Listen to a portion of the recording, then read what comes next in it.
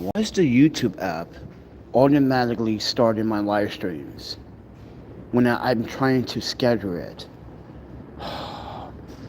Ladies and gentlemen, good morning. Weird.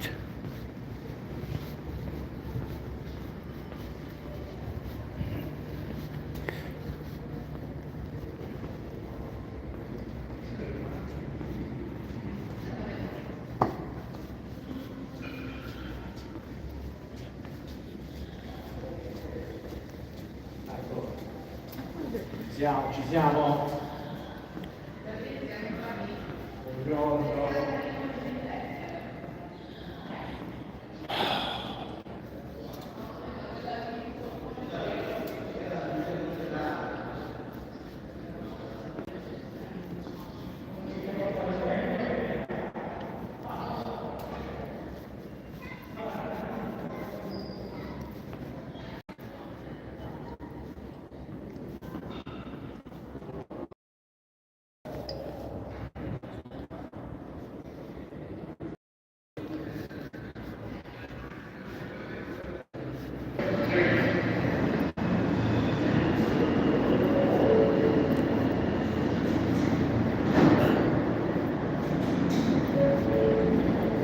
But yeah, everyone, I'm going to go to the community refrigerator today. I'm going to sit there all day today.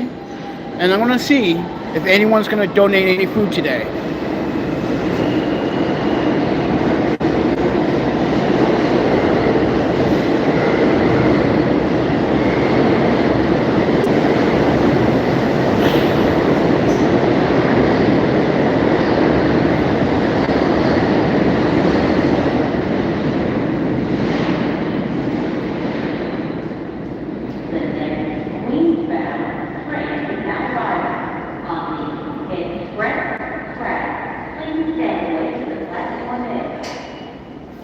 So everyone, it's Panda.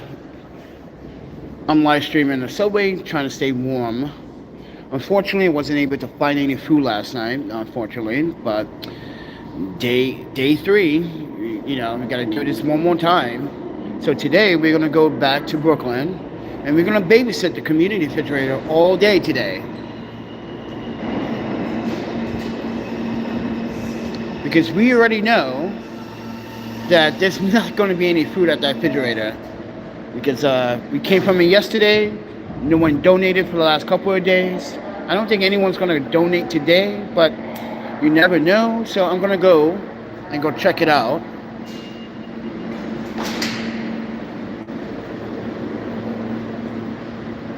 But I need some breakfast, man.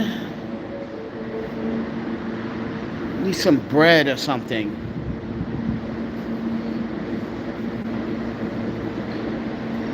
I'm trying to kill time. Got a long day, everybody.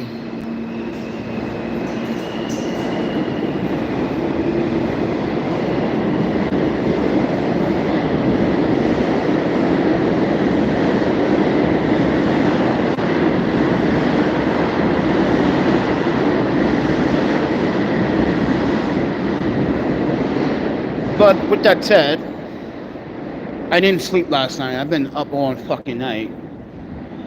Been walking around. Well, most of the time it was in the subway because it's just fucking warmer in the subway.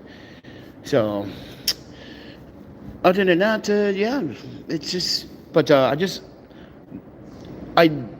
uploaded a video last night, but yeah, take it with a grain of salt. Some brand called Cool Gadgets reaching out to me for a collab. They made a few mistakes in the email, misleading me, and I caught it. And I told them, didn't tell me what's in that video. So, but yeah, they apologized for the misleading and the unprofessional behavior. This is why brands need to stop lying to consumers. Talking about, oh, but I got over 1 million followers. That doesn't mean, and this is what I said to Cool Gadget, it doesn't really mean that 1 million followers are buying your products. And mind you, 1 million followers don't mean shit on Instagram. That's just a number. And I keep telling everyone, don't believe those type of numbers on Instagram. someone that's a popular Instagrammer that has over 1.3 million, not 1.3 million followers are legitimately real followers. Some of them are bots, some of them are just machine bots. But yeah, I had to tell this brand, like, stop lying to me, basically. Like, I've been doing this for a long time. I don't like when brands mislead people, like Sunway Photo.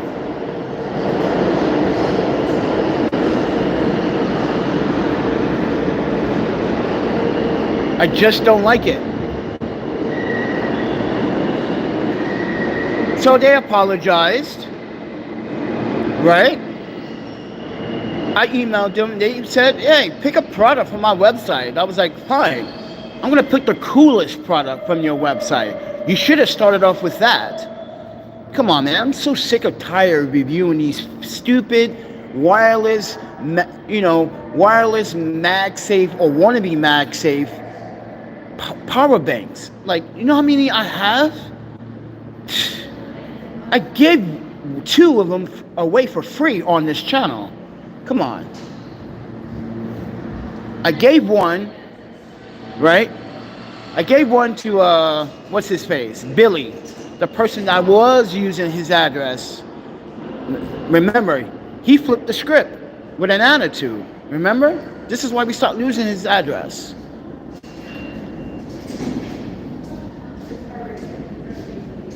He even got one. This is why I'm telling everyone, like, don't believe this guy Billy, because he's not being honest. How many free stuff this guy got from me? It's unbelievable, friend. Free shit.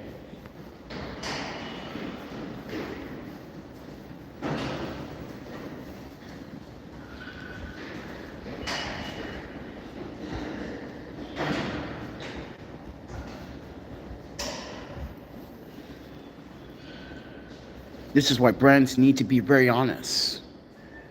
This is why I stopped being an ambassador for Sunway Photo, because they wanted me to lie to my consumers and lie to my customers and lie to my audience.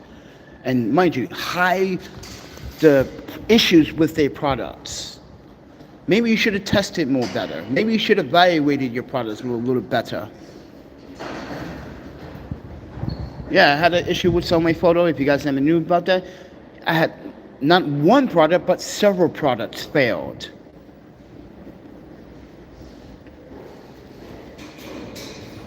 So understand my experience with these fucking brands.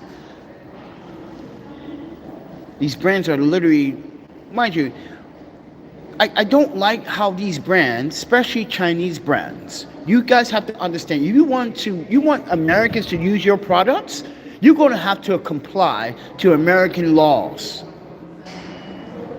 Talking about, oh, please don't share the emails. No, ladies and gentlemen, it's by the rules of YouTube that you must disclose emails, transaction documents, if there's a paid sponsor or collab video. You have to disclose that.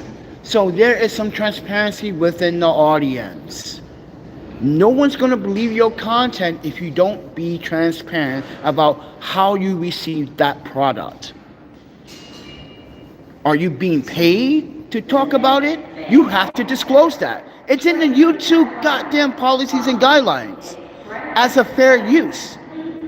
If not, then you want to reach out to the YouTube lawyer so she give you, 27-page documentation on how to protect your rights as a creator on YouTube.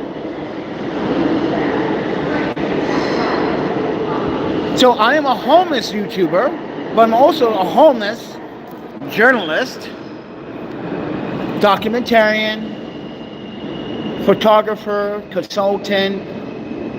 I can be your translator too if you speak Japanese, some Korean, some French, some Hmong. If you speak Hmong, if you're from Laos, yeah. Every time I talk, I say Hmong. People are like, what? What would you say? What's Hmong? I'm like, really?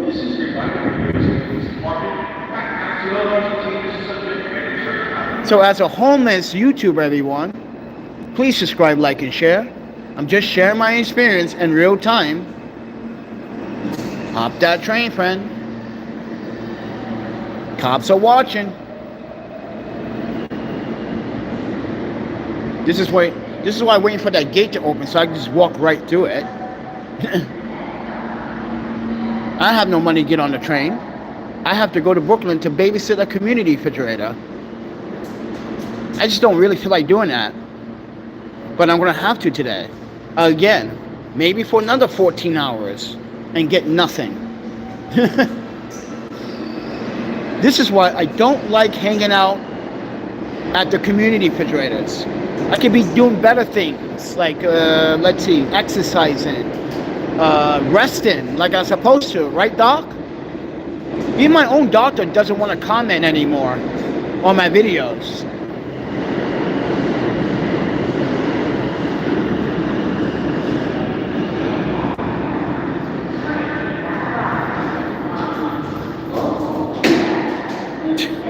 I'm telling you, everyone hops the train.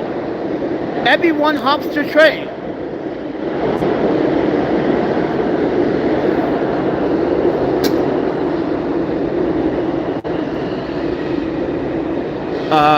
Where's the phone? Everybody hops the train, everybody. Welcome to New York City, where homelessness is rampant, and New York City cannot do anything about the homeless situation. It is run rampant.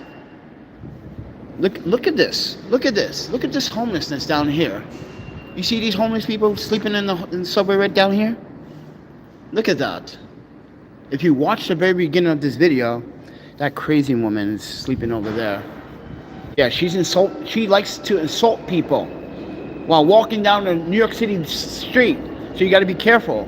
Some of these people have mental health problems, and the city is not addressing it because they spend all the money on their personal adventures. If you didn't hear about the scandal in New York City, everyone, DHS, New York City Homeless Services, literally have a scandal. They're literally spending money on their personal needs when they're supposed to be spending money to help people that are in poverty. It's very bad in New York City. Nothing but corruption after corruption after politician after politician. If it's not a politician, it's an NYPD commissioner. If it's not an NYPD commissioner, it's a fire commissioner. If it's not a fire commissioner, it's the sanitation department. If it's not the sanitation department, it's the Department of Health. If it's not the Department of Health, it's the Homeless Services. If it's not Homeless Services, it's the mayor. It's like, it's a runaround circle with these corrupt politicians in New York City. So I'm just hanging out, trying to stay warm as a homeless man, everyone. I'm 46 years of age. I used to work for government. Actually, let me tell you my jobs from the start. When I was 11, I worked at a grocery store in Japan called J-Mark. Then I worked for, mind you, at the time, when Costco was a big thing in Japan, I worked for Costco in Japan. Yes, there's a Costco in Japan. So, yeah, that was short-lived, like, 4 months? Then mind you, I started working for my parents at their my foster parent restaurant. Yeah, I went to culinary school. After that, I got a job in New York City, working for Blades. If anyone remembers that, when I came to New York City, when I was 17, I got a job at Blades because I was a very, very good rollerblader. And I was a professional. I was actually one of the lead rollerblader technicians at Blades. So, yeah. And I was a supervisor. And that job lasted for like 3 years. And then I went back to Japan. And then I went to France. This is where, when I was in France, I actually was on a grind. Like, I had to save money. Like, at the time, like, I was young, inexperienced traveler, you know? So I had to do the best I can. So what I did was I got some bread that had like bird seeds on it. Like, I forgot they call that bread, but like normally I eat 9 grains, you know, oat bread, but like you can get any bread, any baguette. And I used to make a dip, like a dipping for the bread. Oh, that was my budget. Yeah. And I wanted to do that last night, but Yeah, I can't find any bread. So, yeah, I don't have any money. I'm tapped. I got 79 cents in my Cash App. Wait. No. I got 74 cents in my PayPal. Sorry, my Cash App. Yeah, I got 17 cents in my Cash App. So yeah, I am but other than that, I'm supposed to be resting because I'm trying to get over my sickness, but I'm also have very bad health, so I'm trying to do my best.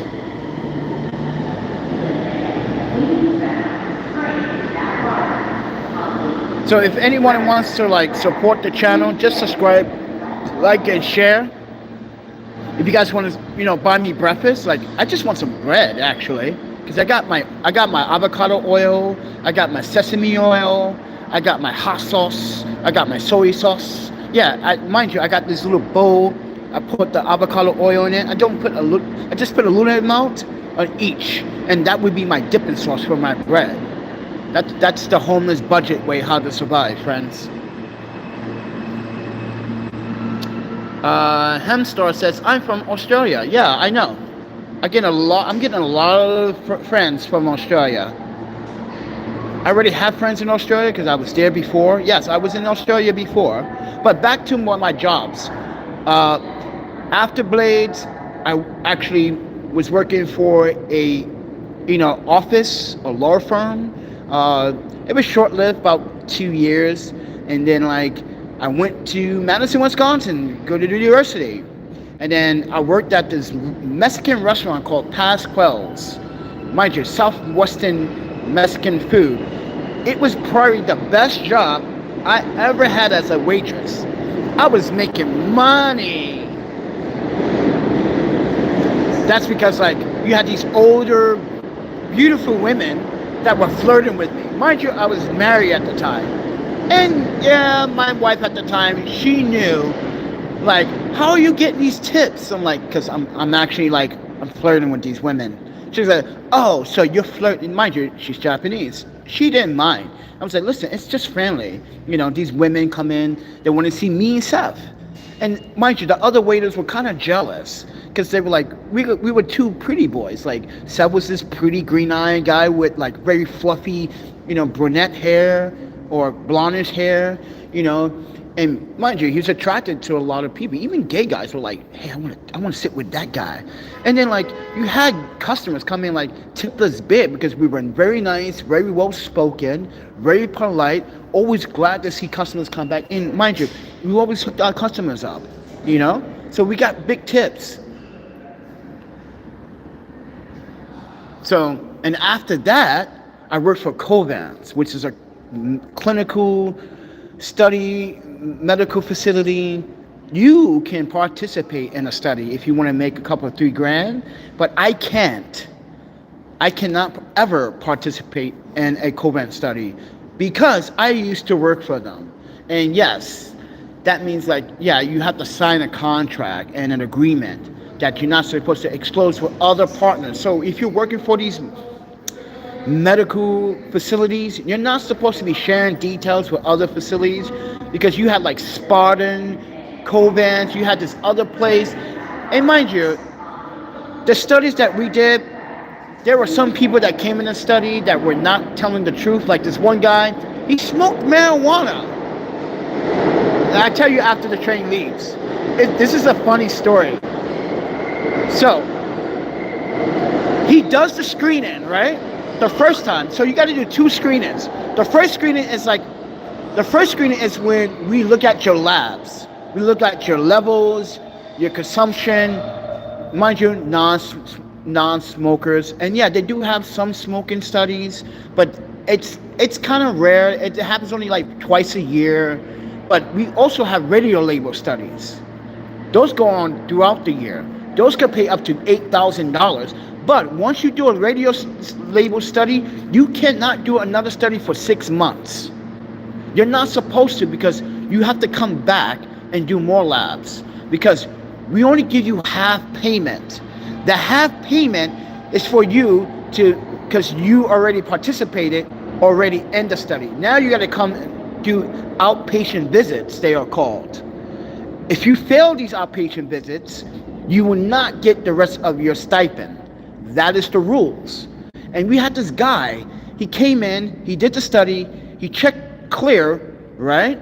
And then he does the stupidest thing. He smokes marijuana before he has to do another screening to get accepted into the study. Because the first screening is just, okay, we are picking who we think the labs are the best, right? Boom. And then you do another screening. That second screening is when you check in. That screening process is where you are, if you are deciding if you're going to be participating or you're going to be a placebo or a backup. If you are going to be backup and no one, is having any side effects, you're sent home that same day. But this guy, he smokes marijuana. He comes into the study. He tests positive for marijuana, and then when we tell him that you can't participate in the study because you're consuming marijuana, he goes, I didn't smoke any weed. He started getting violent and aggressive. So I came up and said, listen, since I'm the lead of this study, you cannot participate. This is a non-smoking study. You already consume marijuana. And he got belligerent, so he started breaking windows, started breaking the pool table. Yeah, so we had to call the police. Yeah. So you can do clinical studies, but I cannot ever participate in those studies because I used to work for Covance. I can't even probably go to Spartan, which is in what, Indiana? Yeah, in the state of Indiana. So, yeah, because they used to have Covance in Florida, like in Daytona, South Beach, Texas, Austin, and Houston. They used to have it in Arizona. They had one in San Diego, but they closed that one down because like people were coming in and they were not being honest about their labs or their health history. That is a problem.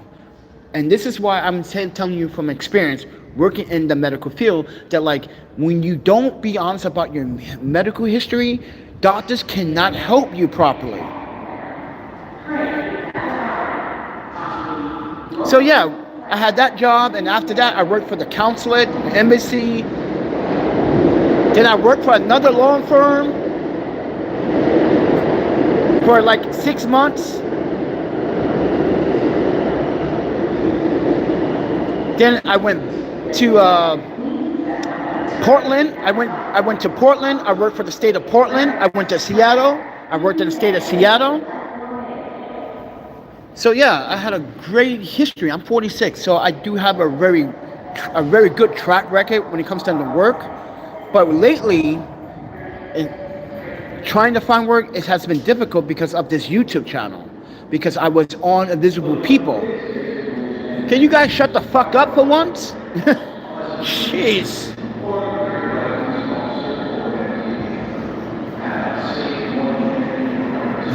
Not you guys, I'm talking about the MTA. Yes, I am in the subway, Blood Moon.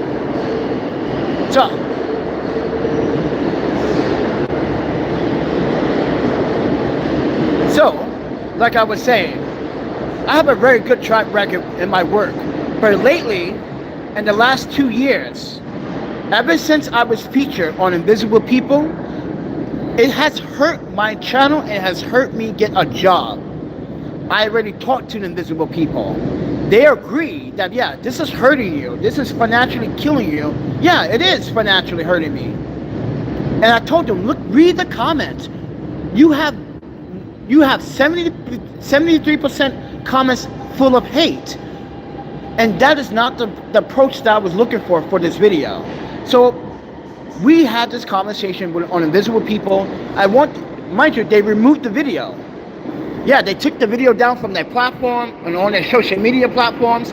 They took it all down because they looked at it for a few days and realized that I was honestly telling the truth. It was affecting me getting a job. It was affecting me getting any employment. It was hurting me when you have bad people on the internet making false assumptions and false accusation which is defamation of character, everybody. This is why, ladies and gentlemen, did you know that I, as a YouTube creator, can sue you? Yeah, I can sue you. Ask the YouTube lawyer that used to work for Hollywood. She's the one that gave me the information. She's the one that gave me a 26-page document explaining everything in PDF about my rights. Yeah, if you guys didn't hear about her, she's like a very famous person. She used to work for Hollywood. I reached out to her and she gives me these PDFs. And this is why I'm telling you guys about your rights as a creator. I can sue anyone that wants to make false defamation. Mind you, I have said some things about people on this channel, like Alex Hankey, a 3-time convicted felon. That's not defamation when that's public record. That is public record, friend. Your criminal record, this guy, last year, everyone, came on my channel. I don't know who this guy is. I never knew who this guy was. He just came on my channel. He's from Chicago, by the way. He came from Chicago to New York to work as a dishwasher, to scam people. Now he's scamming people on YouTube with his marketing scams. Mind you, 3-time convicted felon. He's a drug dealer. Mind you, he sold drugs to your children. He was caught with armed robbery, assault on a police officer in Chicago. Yeah, that's all public record, Alex Hankey. Your real name is not your last name is not Bailey. It's Alex Hankey. I exposed this guy, and ever since then, he stopped coming on this channel because he didn't think I have the power to use CCAP. If you guys don't know what CCAP is, it's a database worldwide search. Well, a United States domestic search. You can look up anyone and look up their history, criminal history, work history.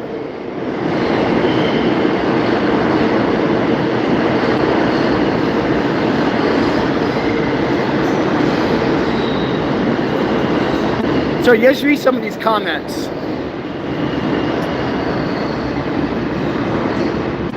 Population is high, ignore that, why they result to hate. Talking legal action, why no one likes these guys. So I'm just giving you guys context that as a creator, when someone makes defamation of character, I can literally sue them. Not only that, I can, mind you, I have taken down so many videos. I literally can file a MCA claim against your video because I have evidence of defamation. And mind you, YouTube doesn't get involved. You have to get involved with legal. This is why I reached out to the YouTube lawyer. Because once you get, let's say someone copy strikes your video, YouTube doesn't want to be involved. This is the strange part. YouTube never wants to be involved. They want you to spend money on legal things. So you take care of it. But that's the thing about YouTube. Mind you, this is why I don't support super chats if YouTube doesn't support the protection of creators. Why are you giving 38% super chat if YouTube doesn't want to protect creators? Did you know that? You have, every time someone gives a super chat, you're giving YouTube 38% of that super chat. So the creator is not receiving the full super chat. So YouTube, you have to ask YouTube this question. Why am I being charged 38% when I'm donating $5 to this creator through super chat, and you telling me he's only going to get partial of that? Or half that? But why is YouTube not protecting us creators? We don't know, because I think I know why. Because that's a legal problem. They don't want to get involved. They know that's a big, big problem. So this is why they say, oh, buy media insurance. That's why they tell you to buy media insurance. It's only like $15 a month for media insurance. Defamation insurance as well. That covers defamation, all of it. And as a journalist, you should get media insurance. And as a documentarian, as a photographer, if you're doing stuff on YouTube, you should get media insurance. It's only like $15, it depends on who your insurance are, but it should be around $12 a month, $15 a month for media insurance. Mind you, keep this in mind. There are other insurance that are way more better and more expensive that can cover up to $1.5 million in damages.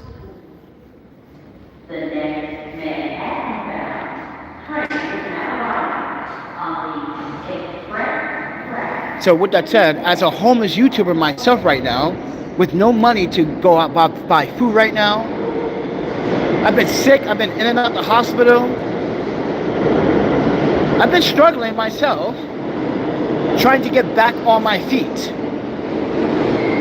I don't want the city's help, because the city can't even help the homeless people. Look at all these homeless people sleeping in the fucking subway. Look at the homeless people and the migrants violating subway fares, not paying their fares. Like, look what happened to me about a month ago. Almost got assaulted. I was assaulted by 3 migrants at Dumbo while taking photographs of the Brooklyn Bridge. It's disgusting that I can't rely on this city to take care or use their services, because their services are not really up to par. It's a corrupt system. They abuse your social security number. They abuse your whole status, saying that you're using services when you're not using the services. You're not even getting services.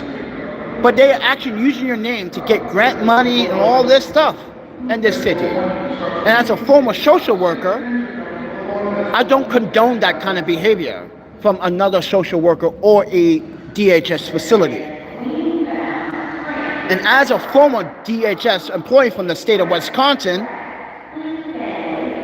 and mind you, I won my EEOCs, proving that my employer was lying and misleading the EEOC. Hop in the train again. See, people don't pay their fare. People don't pay their fare. So yeah, I am struggling, everybody. I'm just being honest about my life. And everybody wants to hate on that honesty. That's cool. But that goes to show you that you don't have a life. It seems like you're struggling with your own mental health. But that's the problem. If you're struggling with mental health, we can struggle together. Don't feel like you're alone in this battle when it comes down to mental health. Come on. I had my daughter killed in a car. Mind you, I was in a car accident with my daughter. She was killed. I was dead for 11 minutes. No heartbeat, no breathing. You know how that feels, everyone, to be... Mind you, I know what death is like. There's nothing on the other side.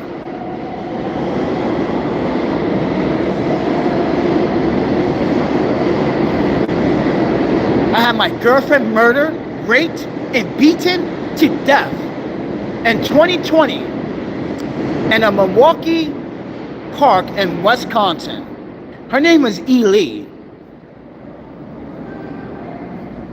I was a victim of a hate crime in Milwaukee, Wisconsin. If you guys have seen my videos, this woman just splashed hot liquid in my face. I had to get surgery in my face. My eye was, my vision, I couldn't even see for like 4 months out of my fucking right eye. I mean, left eye. My left eye was so bad. When I displayed it on, you can go on Instagram to look at my videos. You gotta go, ooh, your face is hideous. I had to get skin graft surgery. That cost me my savings. I had to go from Milwaukee, Wisconsin to Mount Sinai, New York, to Boston Medical Care in Boston. That's why I was in Boston in 2021. But ever since then, when I came back from Boston, I got robbed. You know, this is where invisible people was an interest. I had no passport. They stole my passports. They stole my traveler's checks. They stole my daughter's ashes. Like, they didn't know my daughter's ashes were in that bag, but they were in that bag. Yes, I walk around with my daughter's ashes all the time, everybody. Even though most of her ashes are in Japan, I just had a little Japanese token bag of her ashes. I kept it with me as like a spiritual good luck. And these stupid monkeys in New York City decided that, oh yeah, just rob this guy. You took my cameras, you took my Sony cameras, you took my lenses, you took my, yeah, they took a bag full of cameras, Sony cameras. I was so pissed off. I had to buy used, older Canon cameras from B&H, like DSLRs. Yeah, that's what I'm using now, older cameras. I don't like them particularly, to be honest, because it's not mirrorless. I understand that, mind you, I'm a high-end shooter. You can give me any camera, I shoot with it. Panasonic, Fuji, Canon. Dude, I'm a master of that camera in a day.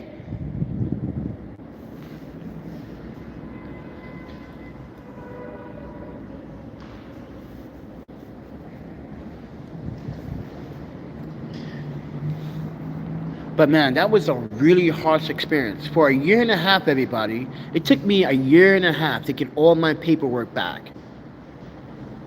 And mind you, within a year and a half, I got a lot of hate. People are like, oh, go find a job now. I'm like, you can't find a job when you don't have an identification. You have to prove who you are.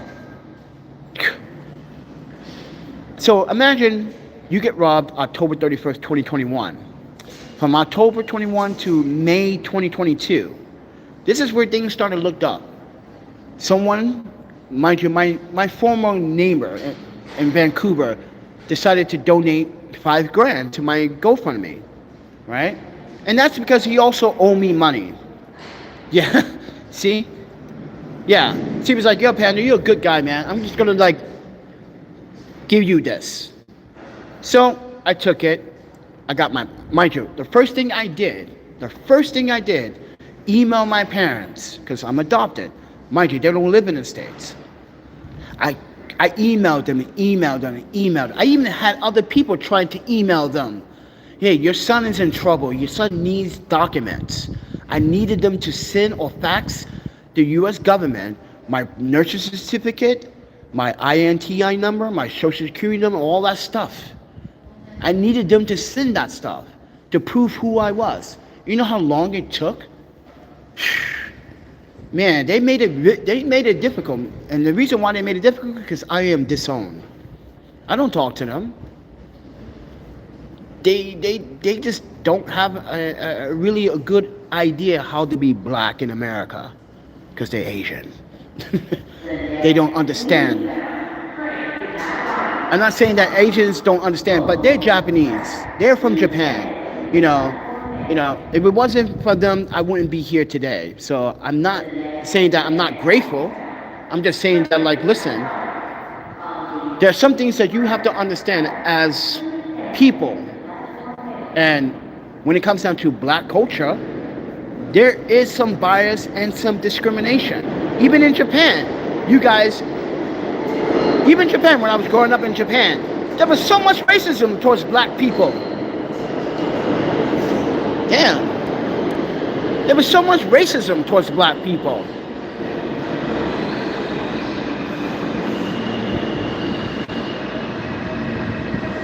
So with that said, everyone,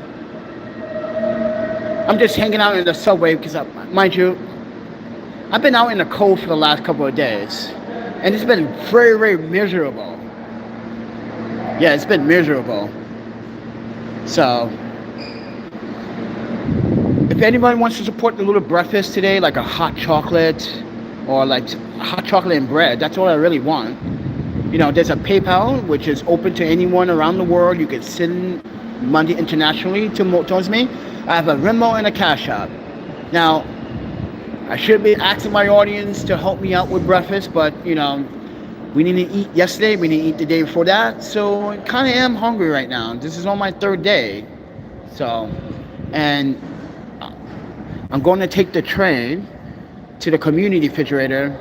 Yeah, I'm going back to that community refrigerator. I know some of you guys are saying that's a waste of time sitting there for 14, 15 hours waiting for one person to donate something for. But here's the thing, as I said, I have allergies, so I only can eat certain things. No meat, no dairy, no cheese. Yeah, you don't want me to get sick again, right?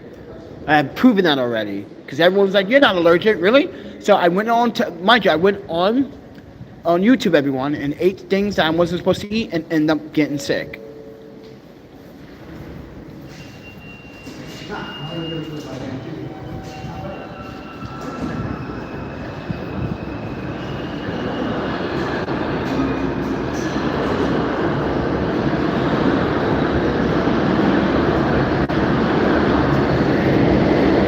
And that's a problem. You see how Roger claims that there's plenty of work in New York City? But guess what? There is plenty of work in New York City, right? There's plenty of work. But as I just said, it's been causing me problems. Like I was working for Target this summer. They've been very discriminatory because of my YouTube videos. Oh yes, we had to quit because of that. This is what I'm telling you guys. If you didn't see the Target video, you should watch it. You guys, look at this. You will be disgusted. Like, wow, you had to quit because, yeah, they were harassing me. They were harassing me because of Invisible People video. Because people went to that video and just spread nothing but hate. Like just now, Roger spreading that false hate. There's plenty of work in New York City. Go get a job. I'm like, well, yeah, tell that to every other American here that's actually looking for a decent job to help pay for rent. Because, no, mind you, even Target wasn't going to pay for rent. And mind you, we got a statement from Target, an apology from Target, you know. And someone's like, oh, you're going to file EEOC against Target? No, because I was only there for like a short amount of time. I'm not even going to test it. I just know it's not Target. Well, it is Target. Target hired these individuals, and they should get more of a background check on them. These people never had an actually career job in their life. These are young people. They never worked in a government office. They never worked in a city office. They never worked in a medical or a dentistry or a lawyer office or an embassy. They never worked for a consulate. They work in retail. And they got the nerve to make assumptions and jokes. And mind you, being bullies at Target. This is why we had to like tell the management, like, I'm done, man. If you guys won't do anything, then I'm going to HR. I'm going to complain about it. Simple as that.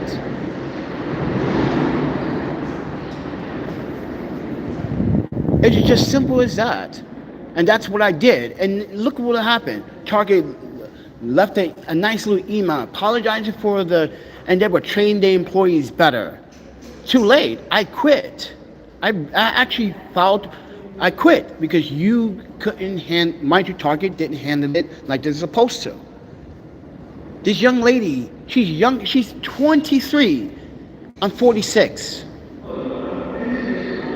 And this one particular young lady, she was the troublemaker.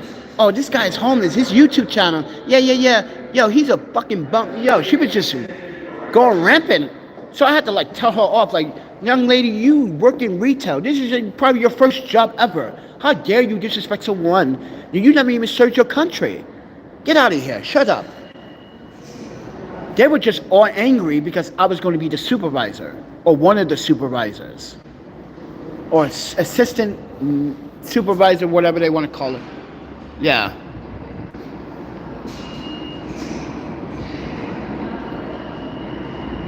But other than that, everyone, I'm just hanging out in the subway. Not a drug addict. Don't do drugs. Not an alcoholic. You know. We don't steal. Mind you, do your background check on me right now, everyone. First name, Keiki. Keiki hyphen Alexander. Last name, Dimanche. Dimanche hyphen Bailey. Bailey. Do your background check on me. You'll find that I have no criminal history. No record whatsoever. Maybe in Japan when I broke up that fight, but that's nothing. That's expunged probably by now. That happened over, I don't know, 2 decades ago? Maybe like almost like 3 decades ago? I was what, 19 at the time? Yeah, I broke up a fight. You're not supposed to do that in Japan because you're interfering. You can go to jail you can go to jail interfering. And police matters in Japan, so don't do that.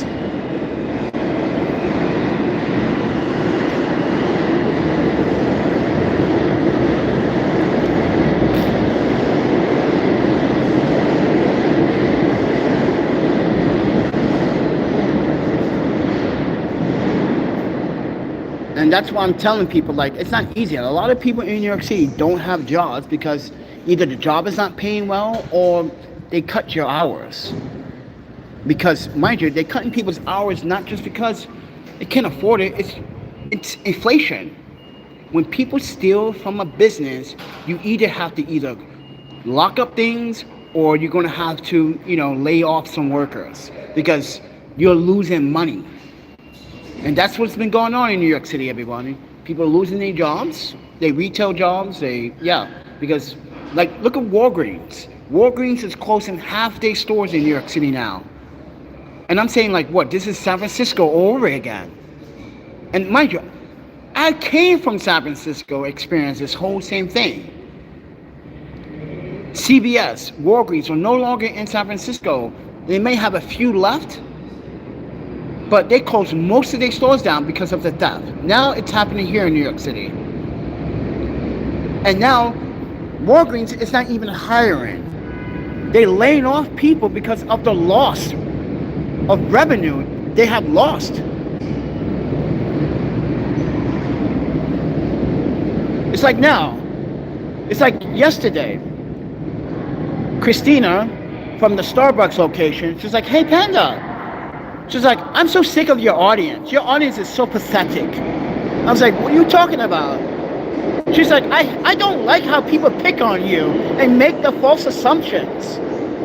She's like, "You've been around us for a while, and mind you, I never see you do anything criminal.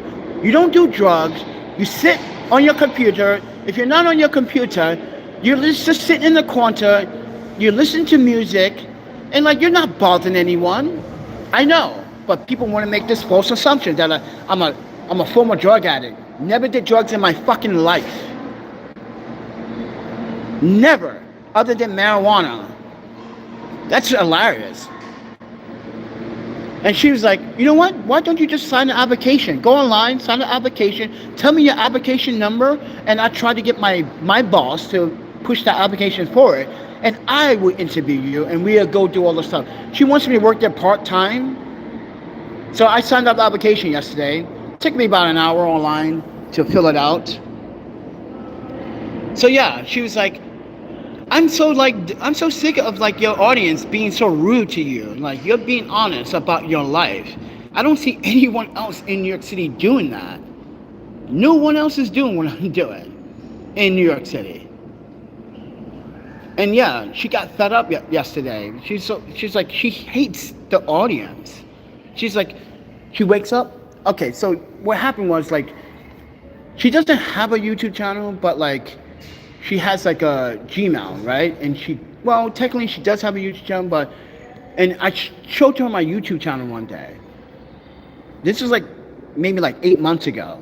And ever since then, she watches it off and on from time to time. But yesterday was she saw all the hateful comments, why?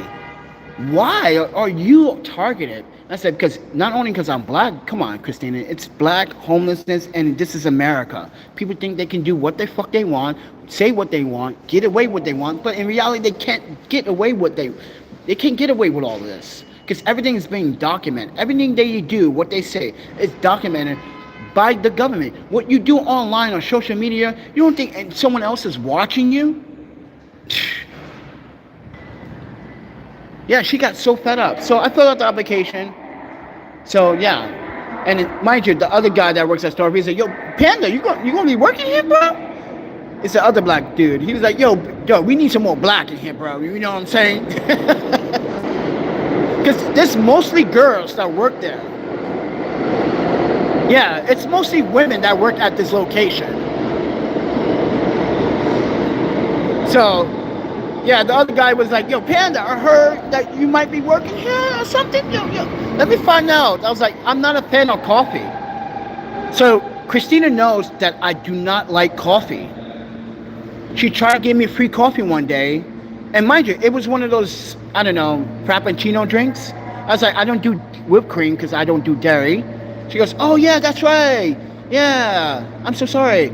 And she's like, "Yeah, I just don't like coffee because it's so bitter." She's like, "Really? Have you ever tried dark roast? Light roast?" Yeah. So yeah, but I told her I like hot chocolate. I like, white chocolate, or the passion tea they have, or the green tea. That's the only thing I drink from Starbucks is the passion tea, green tea, the lemonade. That's it. So she just told me that all I need to do is practice and study the coffee beans, the smell, the aroma. I don't have to taste it. I can smell. Watch this. Hop the train. Everyone's gonna hop the train. But anyway, she told me all I have to do is practice the smell and get familiar with the beans. So if some customer comes in and is like, hey, what's the difference from light roast and light roast from light or dark roast? Which is better? I have to explain that to a customer. So yeah, and plus she wants more diversity when it comes down to translation, because this neighborhood is full of like Chinese, Japanese, some Korean, and I do speak Japanese Korean, so I guess it will help Starbucks, have a better transparent relationship with Asian communities here in the neighborhood. So yeah. So if anyone wants to, sponsor the breakfast this morning, a hot chocolate and a bagel at least, there's a PayPal, Cash App, Venmo. I just want a bagel and a hot chocolate, if that's okay with you guys, for me asking you as an audience. So I'm sorry that I have to ask. I apologize if that you feel offended that I'm asking you for a donation. And I'm saying this because I realize that I have to disclose and make a disclaimer when I ask for a donation. And mind you, everything I do with donations is transparent online. So if you look at online, you can see what I'm doing with donations. I even share donations with some homeless individuals in this neighborhood, like the Chinese old woman. Yeah, I haven't seen her lately. She's probably hiding because it's cold.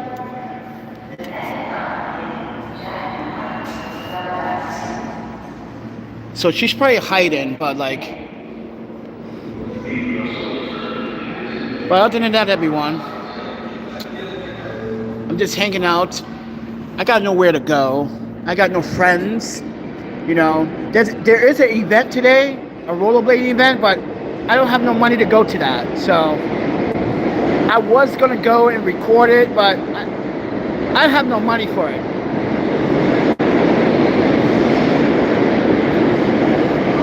I don't really have the luxury of transportation at this time. So when I get on the subway, that's my last fare. Yeah, I have it on my Metro card. That's my last fare. So I have to walk back from Brooklyn to Long Island City, like I did yesterday, because I didn't want to burn up my fare. So if you guys look at my YouTube community posts, you can see I get about 25,000 steps per day.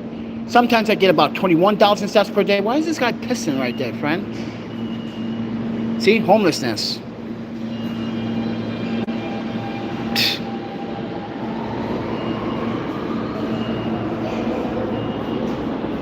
Fucking disgusting, friend.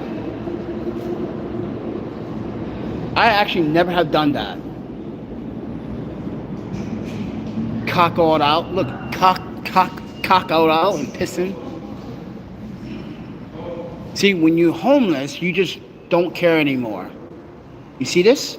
You just don't care anymore when you're homeless. But let me tell you, Ash, I'm homeless and I care. You see the difference between me and this guy and these folks? There's nothing you can do. Mental health is going rampant in New York City. And as a journalist, and as a formal social worker, yeah, this is unacceptable in New York City. This is homelessness at its worst right now in New York City. So, mind you, people expect me to behave like that. Have no manners, be disrespectful. Yeah, that's what people assume that all homeless individuals are. Rude, disrespectful, drug addicts, alcoholics, etc., etc. Really? You're gonna put me in a category that I'm never gonna fall into, but you're gonna put me in it anyway, because that's how you feel about every single person that is facing homelessness or houselessness. Okay. That's why I say defamation. What people do, it's defamation of character. Making false assumptions about someone when you don't even know the person can put you in hot water these days. This is 2024. People are suing people left and right for making false defamation claims. This is why, ladies and gentlemen, understand what homelessness is about. There are different categories of homelessness. There's mental health, there's chronic homeless, there's mental abuse, there's chronic homeless, and there's homelessness, and then there's houseless.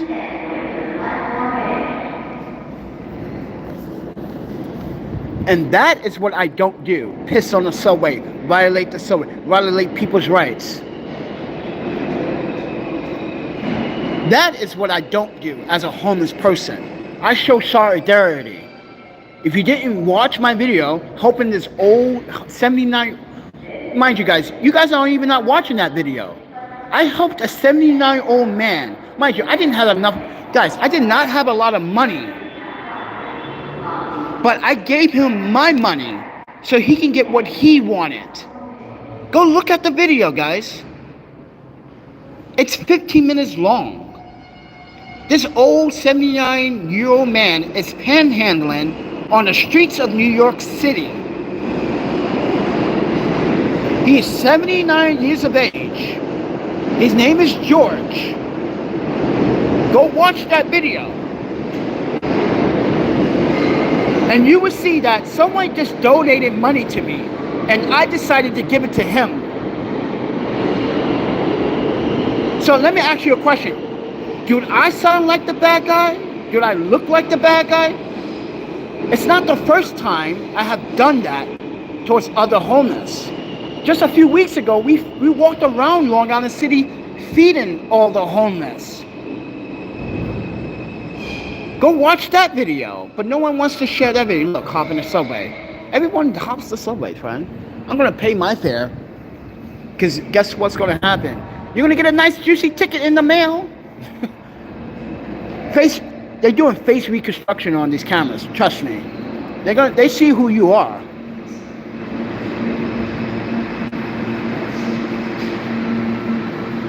It's at the Dim Goods. It's at the skate park in Manhattan on the Lower East Side. The LES skate park. And then after that, there's going to be like a barbecue / like premiere at the Dim Goods skate shop that just opened on Axis Street in Manhattan. Yeah, John Julio's going to be here. Every rollerblader from around the world is going to be here. I'm just not going to be there.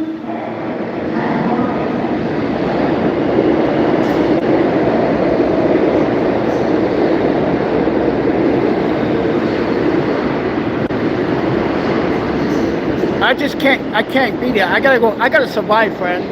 I gotta get food. I gotta look for food. I gotta babysit a community refrigerator all day today, because we might not even get food today. So this is my struggle, trying to stay positive. Yeah, no problem, friend. It starts at 11 too, so yeah, it starts in what? In about an hour from now? Hour and 20 minutes from now?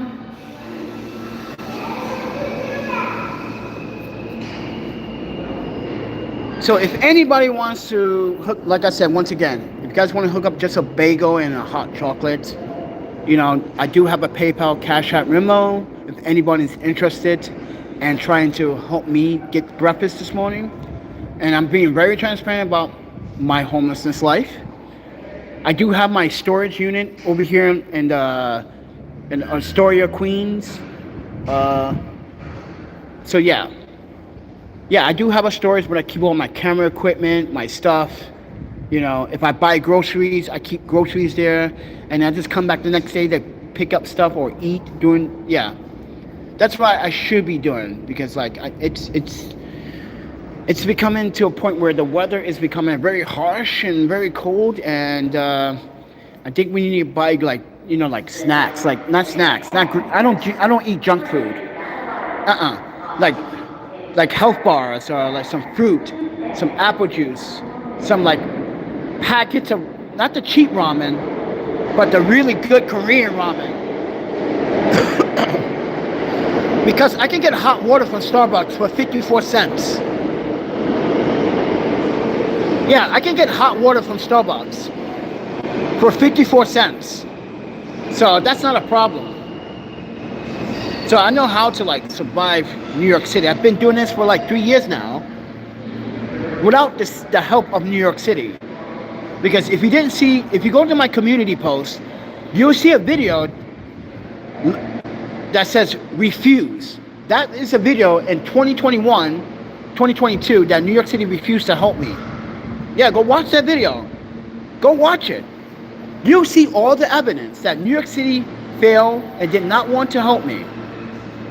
Because I wasn't a New York City, I wasn't a resident at the time, and I didn't have any identification. Couldn't prove who I was. But this is a sanctuary fucking city. And this is why I filed a complaint against the city because of that. They wasn't supposed to neglect my need of help, but they did. So you can watch that video, everyone. I gave you, even in that video, I also left a 212 number so you can contact them and make your complaint. Like, how dare you treat Mr. Bailey or Panda and deny him services? Yeah, go watch the video, everyone. They didn't just deny me once, but 3 times. Shout out for North California. Yeah, I miss Cali, man. I really do miss California, friend. Shout out to North Cali over here, everyone. This guy. What's up, Alpha Romeo? Yeah, man, I used to live out in California, too. I was in San Francisco. I was in Mountain View, Santa Barbara. Yeah, on State Street, because Santa Barbara has State Street. Yeah, I used to love that street. Because in Madison, we also got a State Street. In Madison, Wisconsin. Yeah. So, yeah, I was out there for a minute. I really miss California weather. But it does get cold. Like San Diego, San Francisco. Yeah, it does get cold. It does have winters. It does get down to like 33 Fahrenheit. But it never like goes below 30.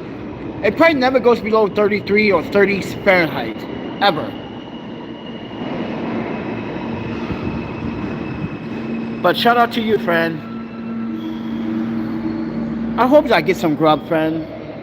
Because I'm broke, friend. I got no money. You know, mind you, I did have money, but I needed to spend on transportation because I got to pay off a ticket. Because I did hop the train about in August, so I still have to pay that ticket. So yeah, it's $100 fine plus taxes, fees, and whatever.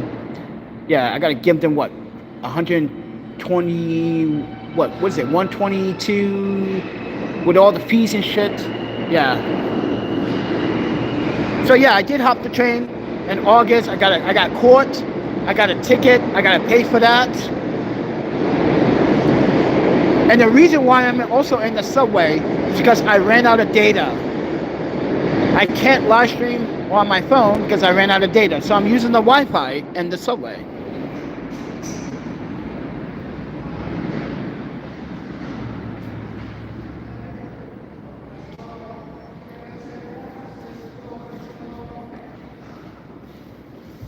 But I just wanted to share my homeless experience to a real audience, to a very vibrant audience, to a very transparent audience. I hope you are transparent.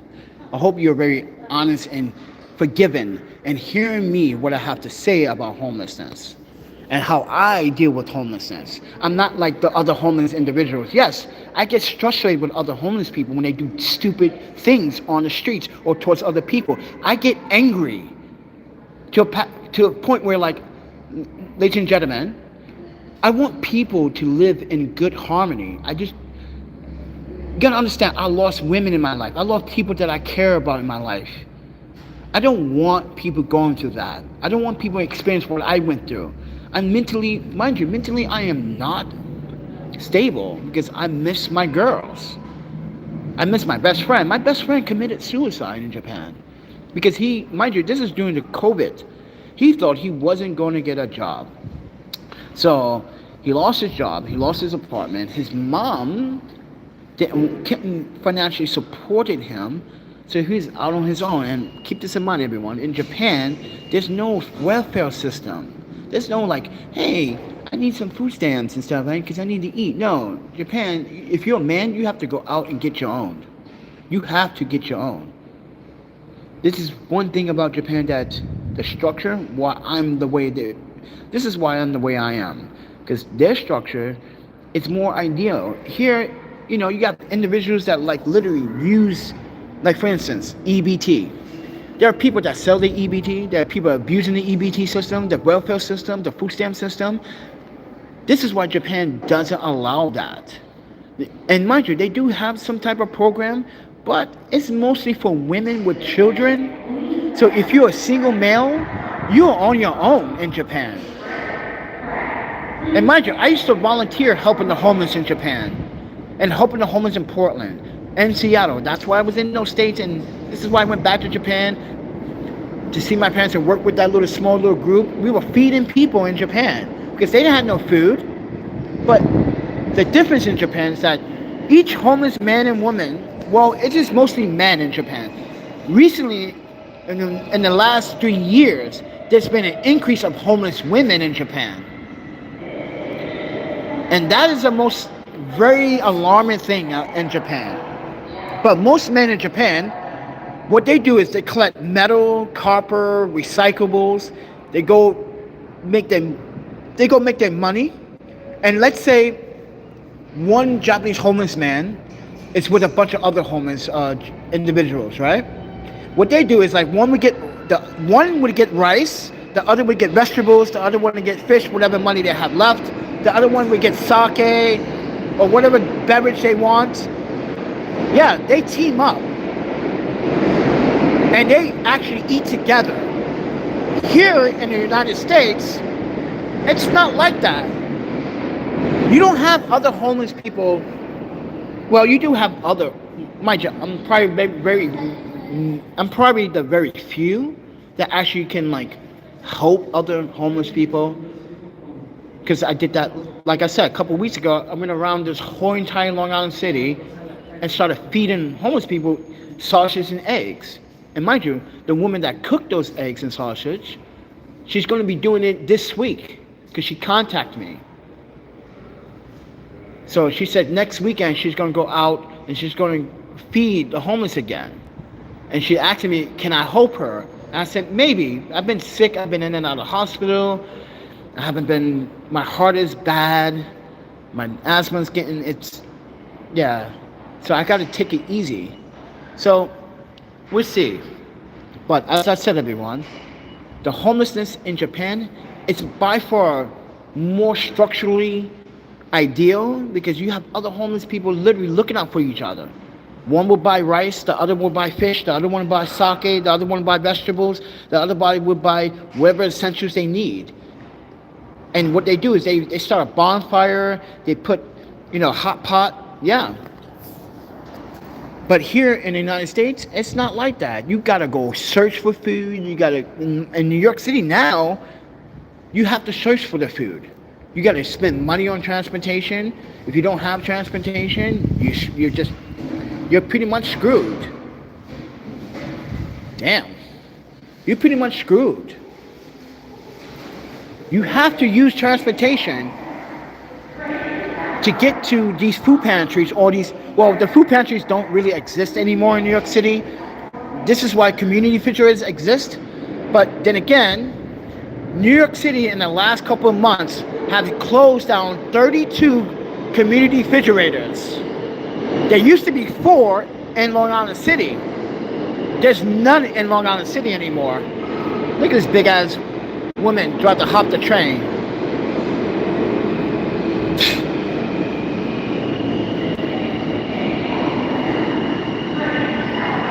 Look at this.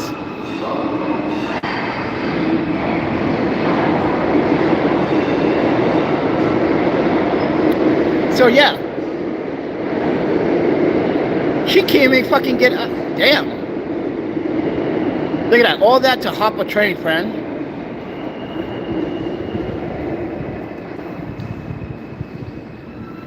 So, ladies and gentlemen, I appreciate every last one of you coming in here and listen to my story from my point of view, not invisible people's point of view. And this is why Mark's team reached out to me and asked me, like, when they read my email, like, wow, so all this time, like, yeah, your video did not help me. Your video made it worse. So I'm asking them legally to take the video down. And they understood my legal obligation. Like, take it down. Take it off your website, take it off your platform. It's ruining my life. It's ruining everything that I stand for.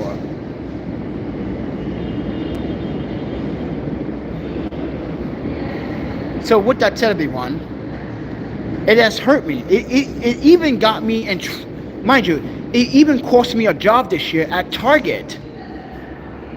That's how bad it got, everybody.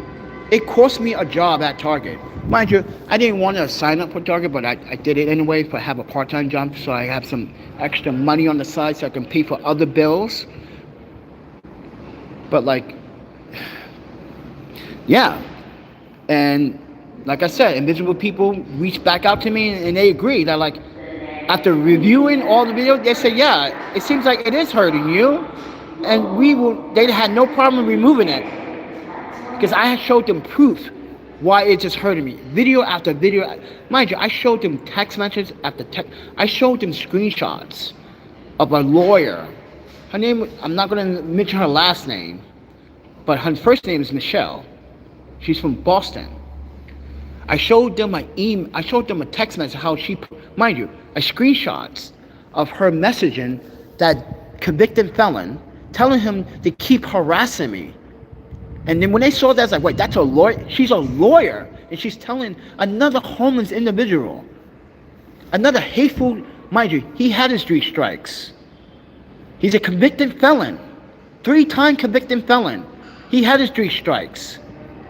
And she's, mind you, I shared that with them. They were disgusted by that. I was like, this is why I'm saving all the screenshots of everything.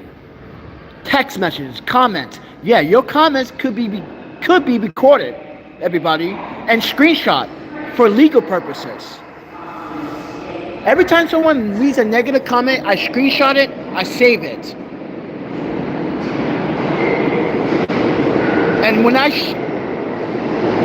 I gave them access to my Google Drive, to a certain folder that has 15 gigabytes worth of text messages, screenshots, photos, harassment on YouTube, they were like, wow, that's a lot. And they said, wow, okay. So yeah, now you will never see that video ever again on social media.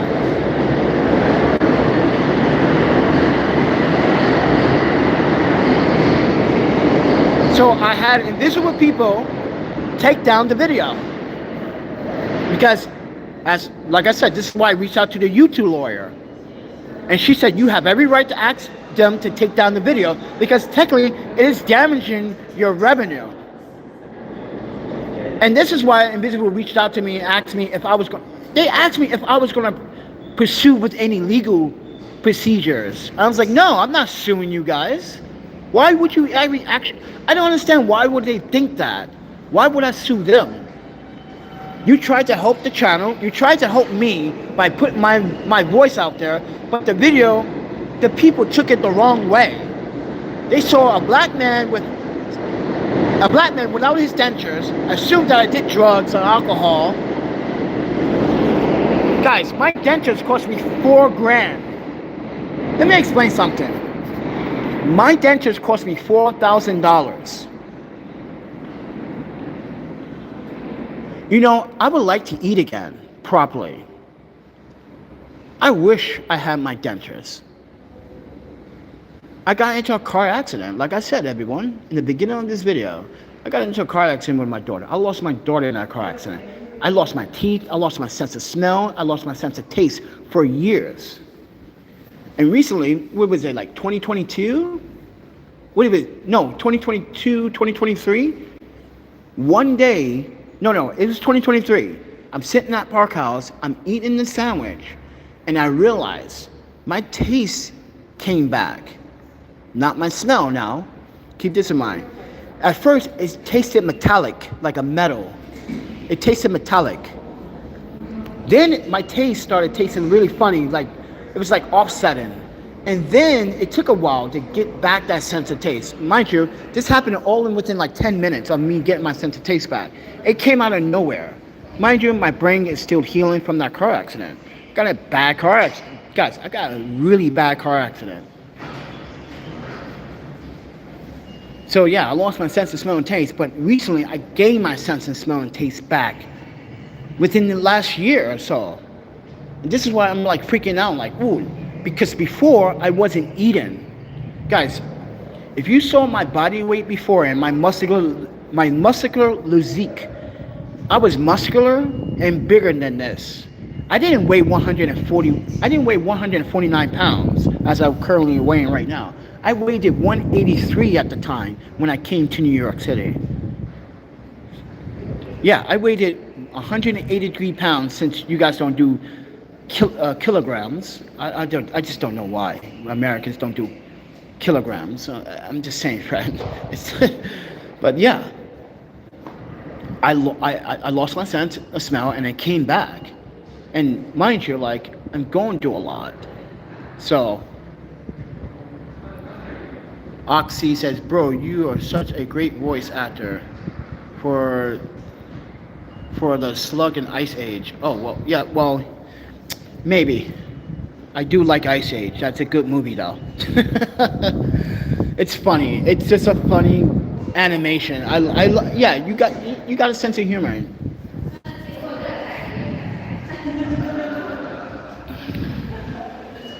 But with that said, everyone, this is my homelessness life. I'm not out here panhandling. I'm asking my audience instead. That's my way of panhandling. So my audience can know what I'm doing with their mind you, ask Michael Collins, ask Jonathan, ask Alicia, ask anyone that has donated to this channel. They would tell you, like, no, Panda does things positively with donations. I used to post who donates, but recently some of my donators or supporters said don't post the donate. I know you're trying to be transparent on who donates.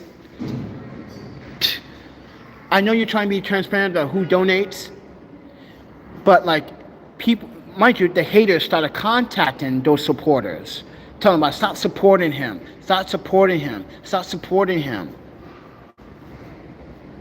Yeah, that's harassment.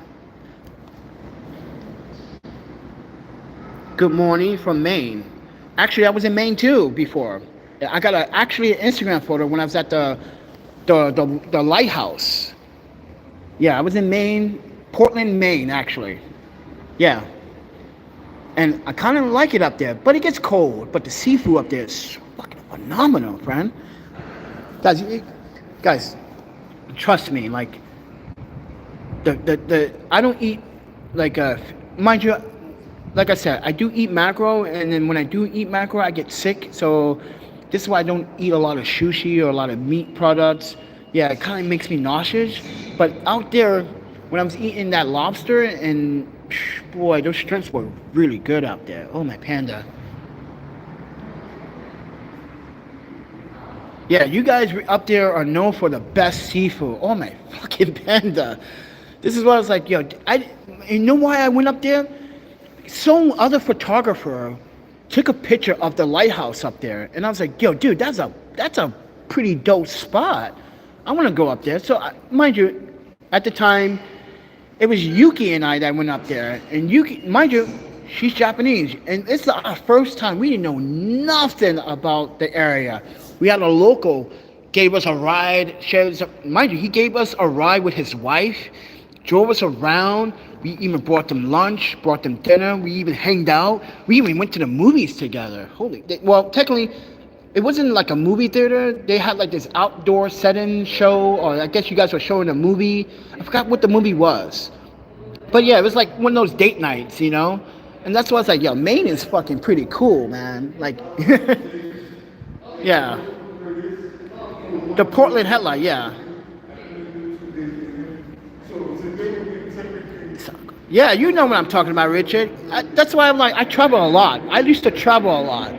I've been around a lot of places, even India. And let me talk. Oh, you don't want me to talk about India again? Racist as what a racist country.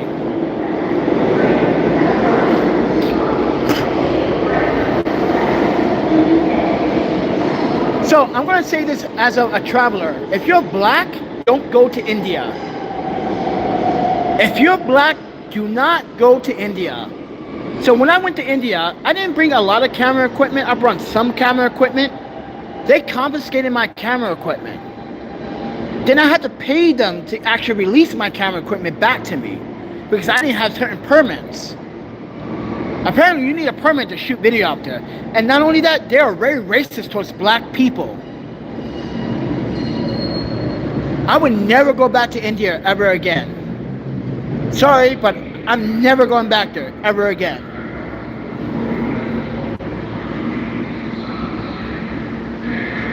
It's called the drive-in the theater. Yeah, you got it, Richard. The drive-in the theater. There you go. Dude, that was sick, friend. That was pretty cool. That was pretty cool. I was like, wow, man. I wish people in Wisconsin do this. Well, we kind of do, in a sense. But the people in Maine, the people in Portland, Maine, I don't know. They're just incredible people, friend. They were just incredible people. I was getting extra free food, just being an authentic traveler, just being my. Oh my pen! I would love to go up there again, just to dig in some goddamn good seafood.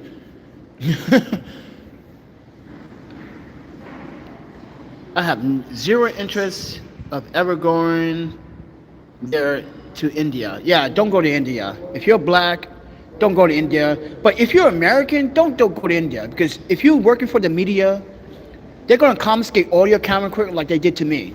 I had to literally pay them to release my camera equipment. Isn't that a fucked up system? Mind you, before I even got into the country, I went through the embassy, went to the consulate, got the permits to shoot. Mind you, we were going there just to shoot a travel log. Apparently, when you get there, you need another type of permit. And mind you, it's all a scam. It was all a scam. So in total, they got $7,000 out of me. Yeah, $7,000. And this is why I would never go back to India ever again. So India, you got a bad reputation of being racist. So yeah, if you're black or Latino, don't go to India, because they're gonna judge you. They're gonna literally discriminate you. They're not gonna serve you. They're not gonna. Mind you, it was hard to even get served food. No one wanted to serve food towards me. This is when we decided to leave. And this is where we decided to go to Turkey. It's like, fuck this place, let's go to Turkey.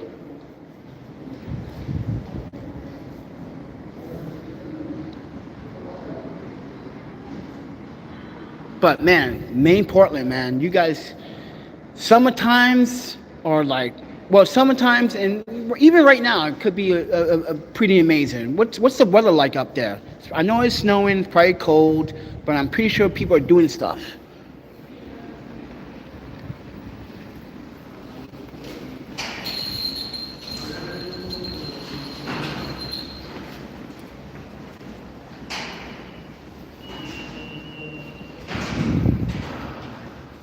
Hey, open.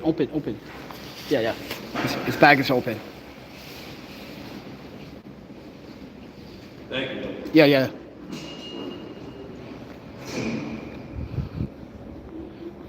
So yeah, don't go to India, everybody. What you want to do, let's see, the best places right now in 2025, let's do 2025 travels. South Korea. Definitely gotta go to South Korea. Go to Portland, Maine. Go to Winnipeg, Canada. Yeah. I was there for 4 months. Very cold place, but when it snows, it snows. But really nice ice skating lakes out there. So What else? Where you want to go? Yeah, you can go to Paris right now, but depends on how you feel about the time of the year. And yeah, it's 74 degrees Fahrenheit. Really? Why is it so cold in New York City?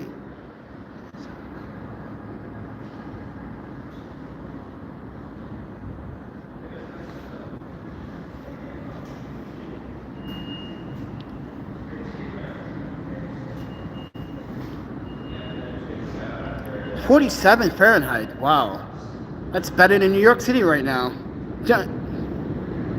But with that said, everyone, as a homeless documentarian, as a homeless YouTuber, I'm just showing my life in transparency, how I'm not committed crimes. I never will commit a crime. Well, other than hop the subway.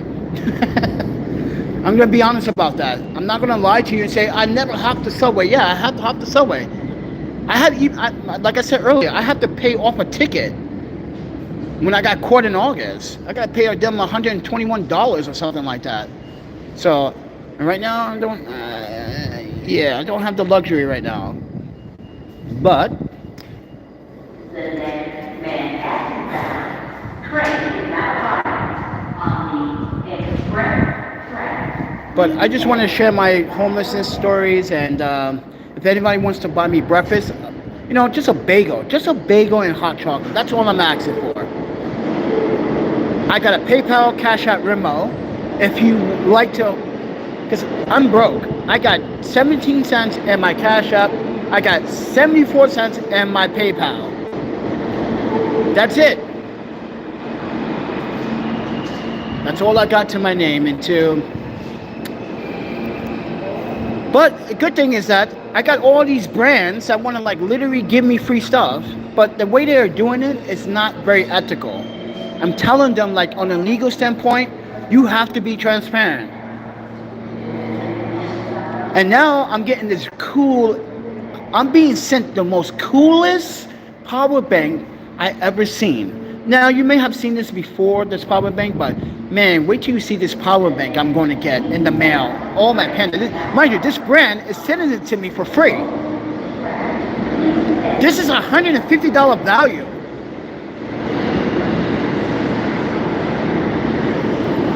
So that's the great thing about this channel, is that there are some people that actually understand that I'm not a bad person.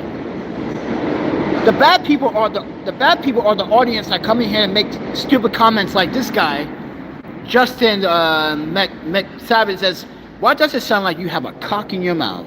Why would you say that? That's why I had to block the comment and ban his ass from the channel. You see? It's that kind of behavior on this channel that is not accepted. Read the rules, and mind you, I have rules on this channel.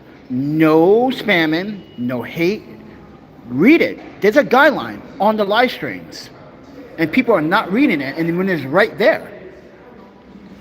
So with that said, everyone,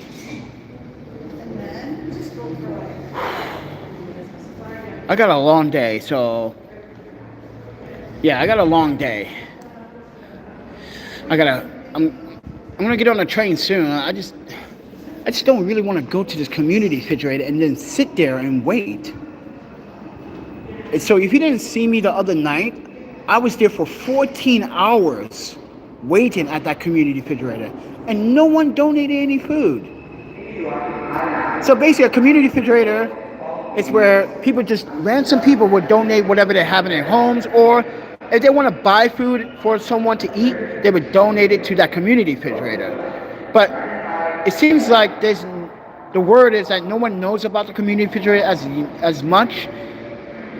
So I'm not sure what I'm going to do. I might have to go another day without food again. This is my third day without food.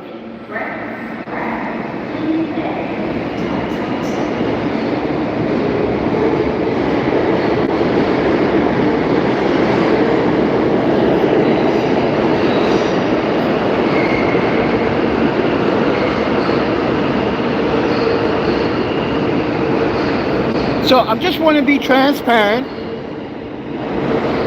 because I'm happy that invisible people have removed the video. Now I can it's going to take time for the hate to go away. Yeah, it's going to take some time for the hate to just go away. But I want people to know from my side of the story, not on invisible side, because they didn't get the full story.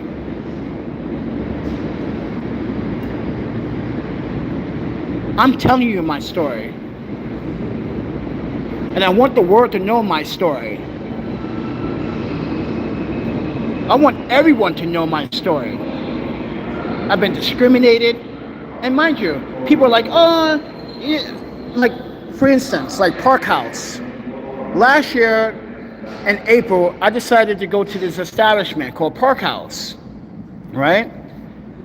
Mind you, I even got an 8K video of me eating a sandwich when one of the bartenders assaulted me verbally. Yeah, go watch it right now. I posted on the YouTube community board. You see me eating a $16 sandwich from this place. And this place had the nerve to say that I'm there every day. No, we not. That was July 7th when I just came back from a wedding. I've been away for a whole week. We just came back from a wedding. So Park House made some false claims. So now I have a right to sue them because, mind you, New York City's human rights resources advocate was sent evidence on why they're misleading the human rights department. So basically, I had this French nanny, and she got caught saying racist stuff towards black people. And I spoke with pensée to her, and she didn't realize I can understand and speak a little. And I got fed up and I told her, stop saying racist stuff. You think because you're in America, people don't understand and you're wrong. And she got mad because I kept telling her, stop. It's wrong. This is a solidarity neighborhood, and you're being racist. You come here every day, every time, always after 9:30. So what? It's a public park.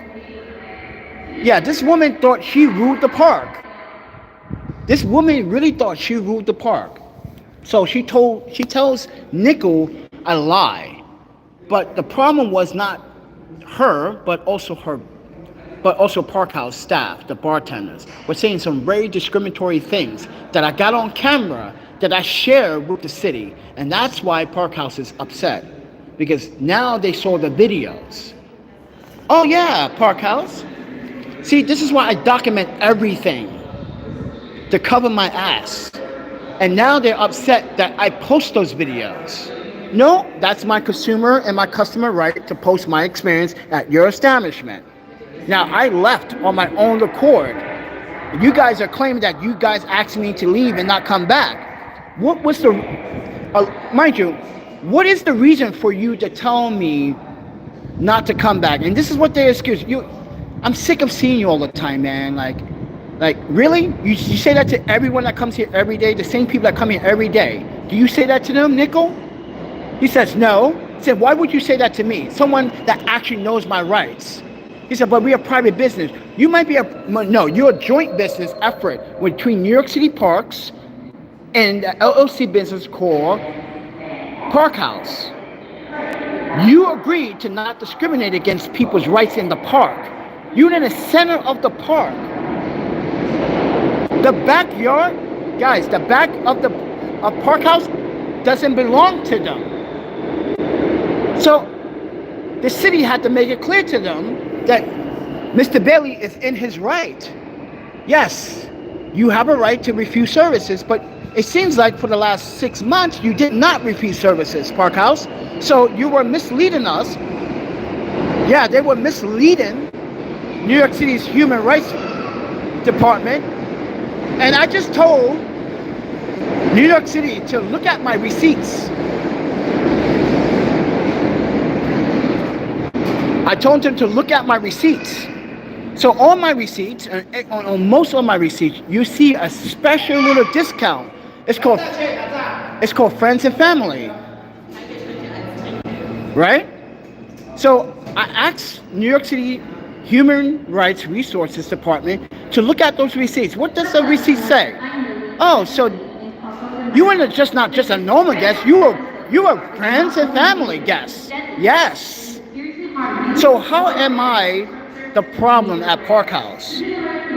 See, this is where Park House fucked up. This is where Park House messed up. On my receipts, on every single last receipt, there's a friend and family discount. So, ladies and gentlemen, why would an establishment would give me a discount every single time? I mean, literally every single time. Think about that. Every single time you give me a discount, Park House. So, this is why I told New York City's Human Resources Department, look at my receipts. What does that say? And they said, interesting. Oh, there's more. Here's some video of me having this conversation with Nickel. You see the video of me, Nickel, and I walking towards a tree from Park House. You hear him say, well, we're getting a lot of complaints from you. Like, and then you hear me say, who are the complaints coming from? From that nanny? She's being very racist towards the other nannies. You know that, right?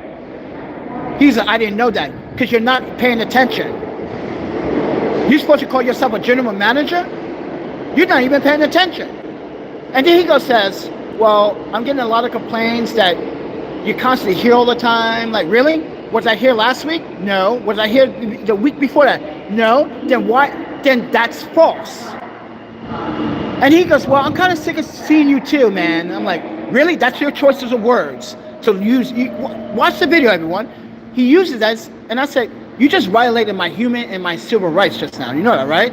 And as a journalist, I have a right to report this to the city. And he goes, you know what? Do what you got to do, friend.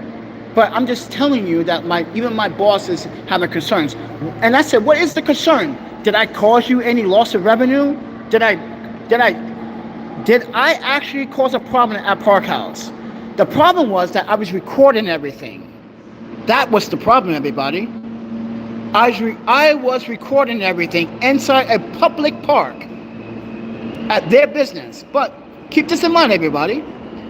Their own boss, Aaron, asked me, hey, Panda, I know you left Park House, but we want to know if you want to share that footage that you got during the summer. I told her no, pay for it. Since you don't want my presence there at, see, that's that crazy woman again. Going crazy.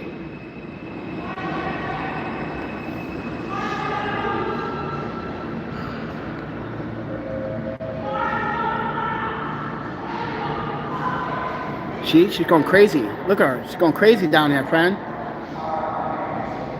Like I said, Park House messed up a number of times. Mind you, I got evidence. And when I showed that evidence, now there's silence. Right now, there's silence coming from Park House. Oh, yeah, Park House, you fucked up. Excuse my language, everybody. But they screwed up. They didn't think I had... They thought I'd just probably delete off the footage off my phone. I got it on my phone. I got it on my cloud. I got it on a backup hard drive.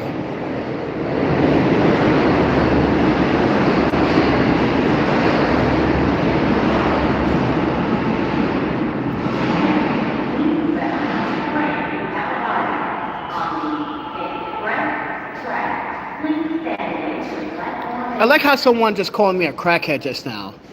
You see that? The toxic comments in the comments? I'm screenshotting all your comments.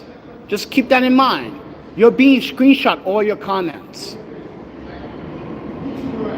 Because no one does crack over here. Because you should know this by now on this channel. We do not fucking like drugs. Period. On this channel. Get with the program. You can't get with the program? Just shut the fuck up and leave. So with that said, everyone, thank you for watching. But as I was explaining, Park House screwed up. They didn't think I had all the text messages.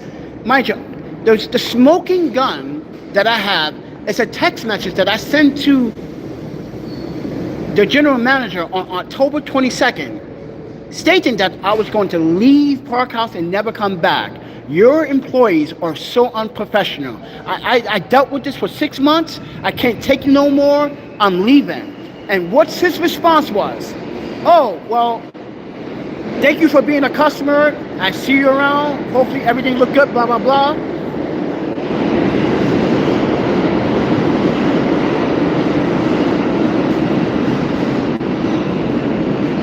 And that's why I'm telling Nickel, you will never get a fucking real professional job ever. That's all your job is, at a bar.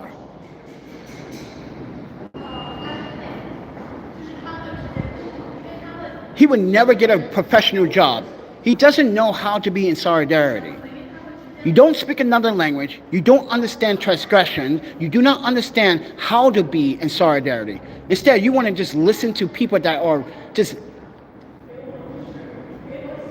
idiots. And then, now on top of that, the people that came to Park House were upset about it. I even got testimonies, letters from people that were at Park House that I sent to New York City Human Rights Resources. And mind you, those letters are from customers that are at Park House. Panda, I know him, I met him at Park, never been a problem at Park House. I got over 23 letters from people that actually hanged out at Park House. So Park House, those 23 witnesses would testify against, mind you, against you, that you were wrong for profiling me, because you were. Tyra, she was a racist bartender. That's why you fired her, right? You fired her because she was being aggressive towards a customer. That's public record too. How she was mistreating people. And you wonder why people quit working for you at Park House. You know how many bartenders they went through? Mind you, they only been open for 2.5 years. Yes, that's correct, everyone. 2.5 years. They only been open, Park House. And mind you, I was there on their first year. You were like, what? So technically, I was at Park House on their first year.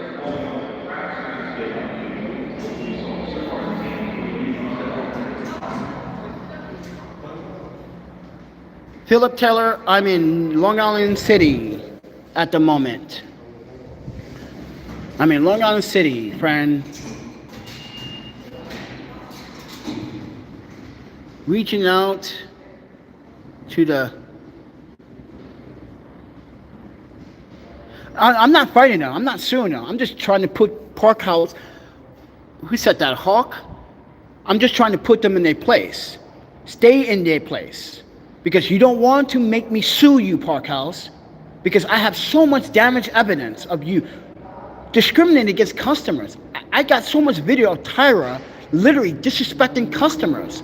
One day I'm sitting at the bar on my laptop talking to Justin, and she's being rude to 2 influencers on Instagram. I think they're from Instagram and TikTok. And she's saying, these bitches think they're cute. She's calling them the B word. And they came up to her like, hi, beautiful. We came for some drinks. So what do you have special? She was like, we got La Palma if you want to try that. And guess what she does to La Palma? She watered it down to La Palma alcohol beverage. And they came back to her about like, this is not a Palma, this is like water. She's like, well, you can take it or accept it. And she's being rude. And she's telling the other bartender like, the women that come through here are so bitchy. Like, but you're the one that's being a bitch to them. Calling them a bitch. I even got that on video. And I'm sitting like, I'm disgusted. I'm going outside. But like I said, on July 7th, when I came back from a wedding, you could watch that video of me eating a sandwich in front of Park House. I wasn't inside of Park House. I was in front of Park House.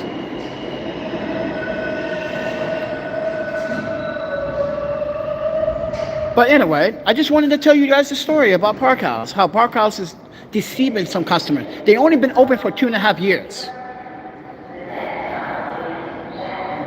They made it seem like they've been open like 5 years, 10 years. But guys, I was only there for 6 months, from April 17th to October 22nd. We came back in November because Justin had it's that crazy homeless woman again.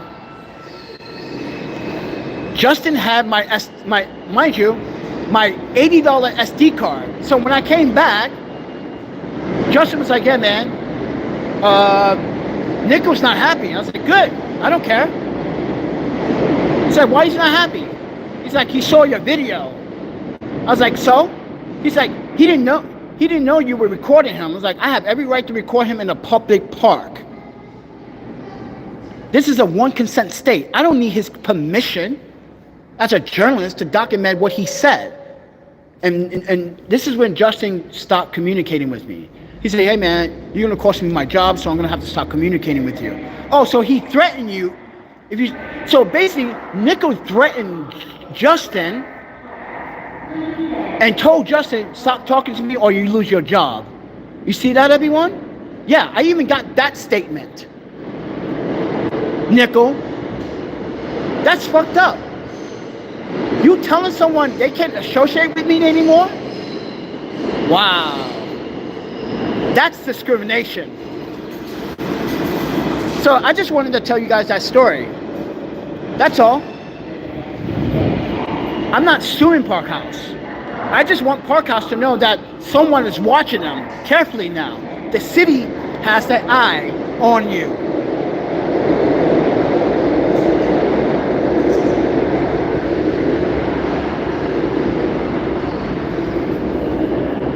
That is what I'm going through. Discrimination, you know, I'm coming to these places with solidarity. You don't see Starbucks kicking me out, but I'm not there all the day. I'm not there all the time. And that's the thing I'm trying to tell people. That what I'm doing now is what I was doing when I was at Park House. I wasn't there all the time. Because if I was there, how did I get jobs from the city? How am I covering the city events during the summer in New York City if I'm there every fucking day? How am I getting revenue, mind you, being paid by the city to cover these events? How do I have so many receipts? Actually, 151 receipts just from Park House alone. There's 68 receipts from Club. There's 27 from Blank Street Coffee, because there are 3 businesses all in one building. So, like I said, everyone, doesn't make sense when I have proof. This is why I shared the proof. Okay, on this day I was with the city. I was in Manhattan. On this day I was in city. On this day I was upstate New York. And this day I was in Connecticut. On this day I was here. And this day I was here. On my birthday I wasn't even at the Park House. Well, later on I was. I went at Park House at night to get a free birthday drink. But with that said, everyone, it's 10:23. I think I'm gonna go to Brooklyn now. I think I'm gonna go to Brooklyn now to that community fridge. Well, wish me luck, everybody. I'm gonna be sitting there for like, I don't know, maybe 12 hours. I'm gonna be there. I don't have faith in this community refrigerator. I don't think I'm gonna get food. I don't think I'm going to. So, because it's winter and people are cold and people are not really donating. Look at Greenpoint Community Refrigerator. They want to get that one out of there because it's causing problems. Yeah, I told you guys, Greenpoint Community Refrigerator is in trouble now. They want to remove it. They want to relocate it because it's causing trouble for a lot of businesses around there. There's been a lot of fights with a lot of homeless fighting over food. Yeah, that's why we don't go to that community refrigerator, because those people are racist. Yeah, I'm gonna say it. Those particular Polish people are racist. You saw it on video yourself. Some of you have seen the video. We were at Park House like what, about a month ago? We were just chilling there, and they started calling me the N-word. They started calling me the N-word. They're saying, yeah, it was disgusting.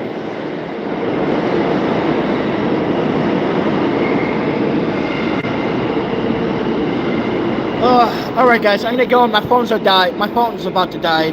But like I said, everyone, you want to help me financially get some more transportation, because there's There's a Metro car booth here. But if you guys want support for me not to try to get arrested, commit crimes, get another ticket, you know, if you want to buy me a bagel and hot coffee, I still want that hot chocolate. I don't want coffee, I'm sorry. Hot chocolate. You guys want to still buy me a bagel and hot chocolate for breakfast? There's a PayPal Cash App memo. If you want, that's up to you. I don't force anyone to do anything. I'm not parading my audience. I'm just plugging my own plugs. That's it. I have a right to plug my plugs. And even the YouTube lawyer said, you have a right to plug your plugs. So I'm plugging my plugs. Roboto Mr. 3000.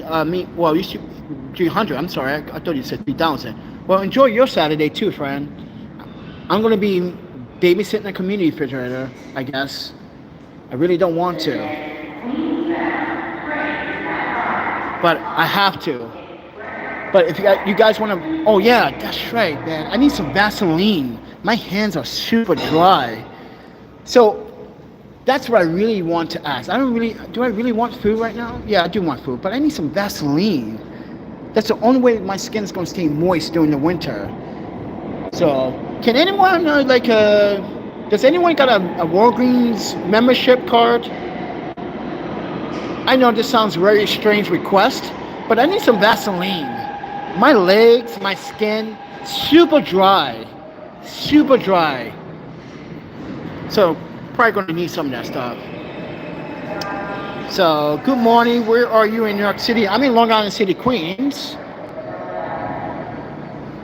I'm about to go to Brooklyn, Bushwick, to wait in front of the community refrigerator. The train's right here. I just don't really want to go and sit in the cold.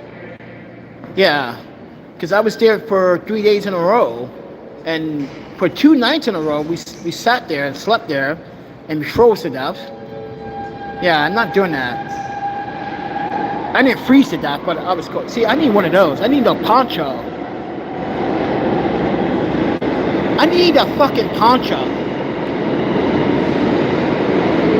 Dude, I want one of those ponchos. I used to have one too. But it got stolen when I got... Like I said, everyone, I used to have one. It got stolen in 2021. I got robbed when I got here. So, yeah, it was a really nice, authentic.